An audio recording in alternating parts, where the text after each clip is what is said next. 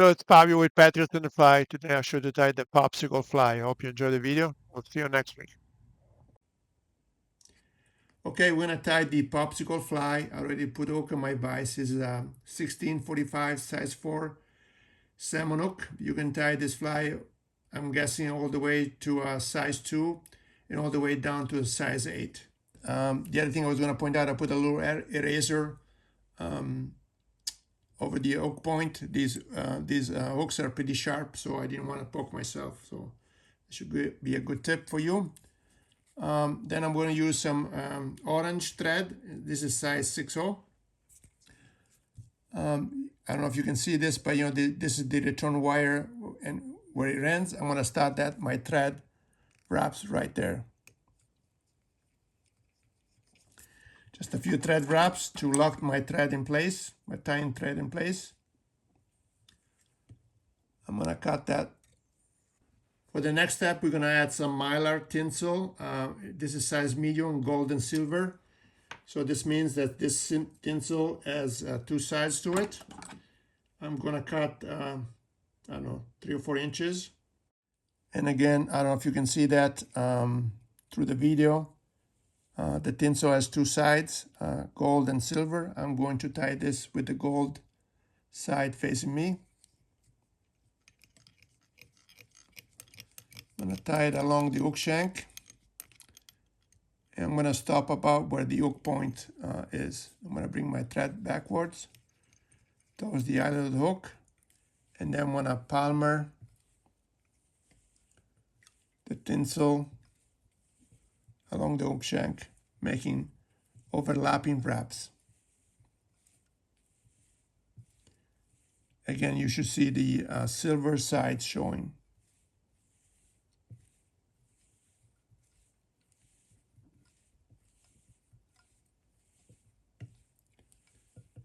And again, I'm going to stop about where the return wire for the salmon hook is. I'm going to reach in with my scissors, cut the excess of the mylar off. So for this fly, we're going to use 3 marabou plumes. I'm going to do orange. And these are Spey marabou feathers. I'm going to use cerise. The recipe calls for red. I don't have red. I'm going to use cerise, which is pretty damn close. And then the last one is going to be purple. I already pulled a orange plume from the package. I removed all the fluff. I'm going to grab the feather by the tip.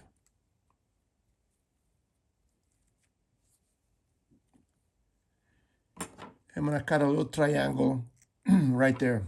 You can see what I did there. So now I'm going to use that triangle to lock the feather in place. Then I'm going to lift up the feather. Make sure the feather, all feathers usually naturally curve one way.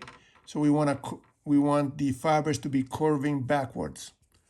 I'm going to use the edge of my scissors to help push those fibers backwards even more.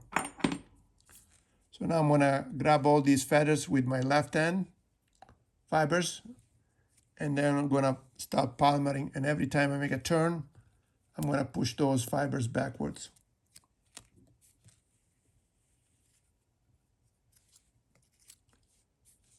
I'm going to probably make 4 wraps.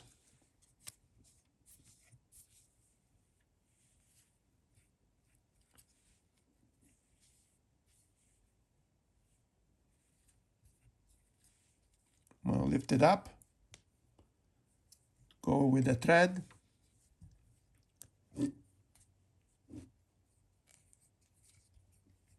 and lock that feather in place.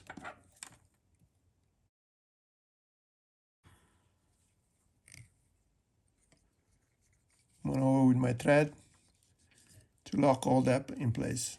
Okay. So now we got the orange plume in place. Next one, I'm going to get the red or cerise in this case. I'm going to pull some of that fluff off. We don't need all that material. And also you can see here that the stem is very thick. It would be problematic to palmer that around the hook. Again, I'm going to grab the tips, reach in with my scissors, create a little triangle, use that triangle as my tying anchor, if you will. Again, we want those fibers pointing backwards, with the curvature pointing backwards. I'm going to use the edge of my scissors to help them, again, point even more backwards. And I'm going to start palmering the red plume. Every time I make a turn, I'm going to do my darnest to push those fibers backwards.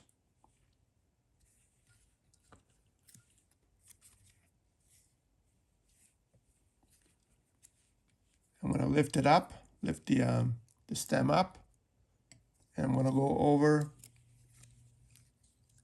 with my thread and lock that stem in place. I can cut that stem off. I'm going to get my ice cream stick with Velcro at the end, and I'm going to use to brush all these fibers so that I can free any fibers that are trapped. I'm going to wet my fingers. It's going to help push all those fibers backwards so they're out of the way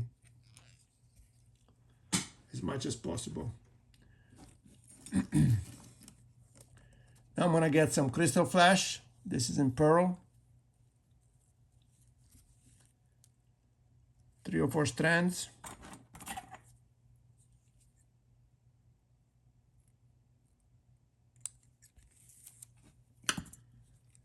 I'm going to wrap them around my thread,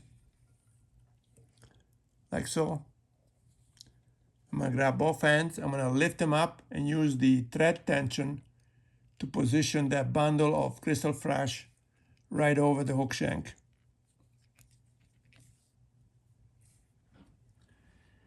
Then I'm going to get my last plume, which is the purple one.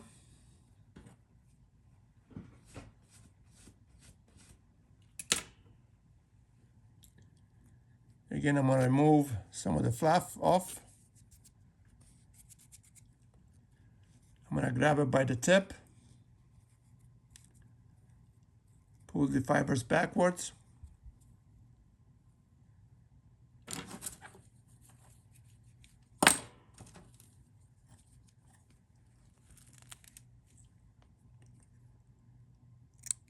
Cut that tip at a triangle shape.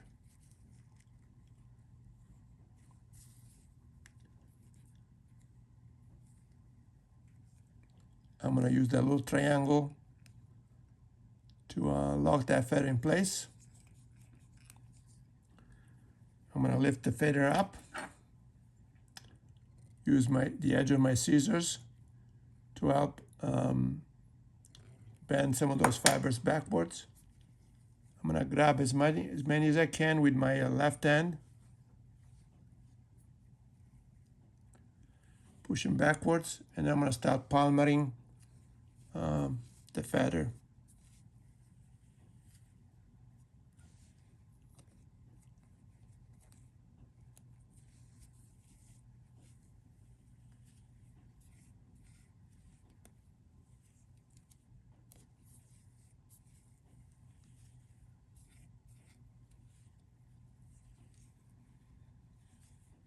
Again, I'm always going to do like 3 or 4 wraps.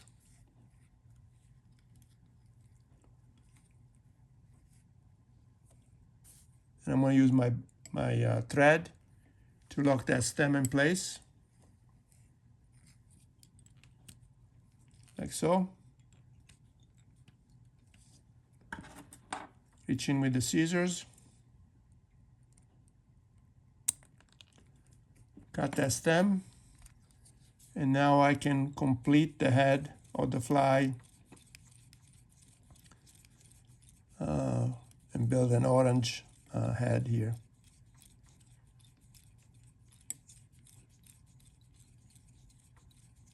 like so.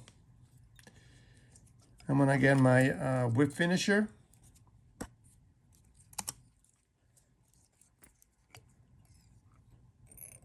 And whip finish the fly.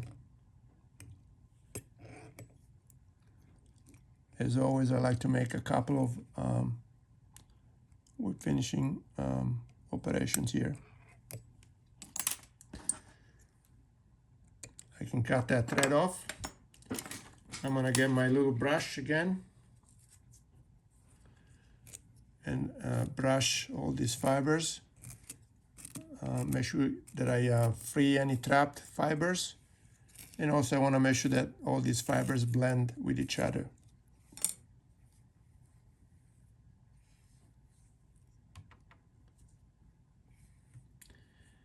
Then I'm going to get my UV resin. I'm going to apply some over the head.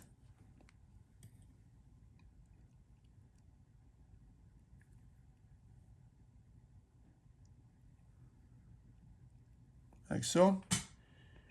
You know, that solves a couple of problems. One is is going to help secure my thread and my on the head of the fly, and also it gives a little shining look to the head, which makes the fly more appealing, at least in my opinion. So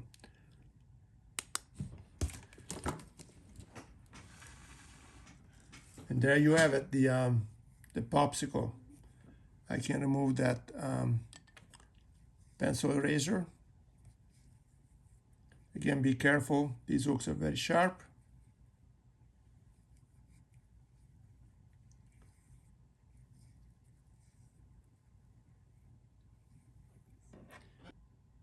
I hope you enjoyed the video, and we'll see you next week.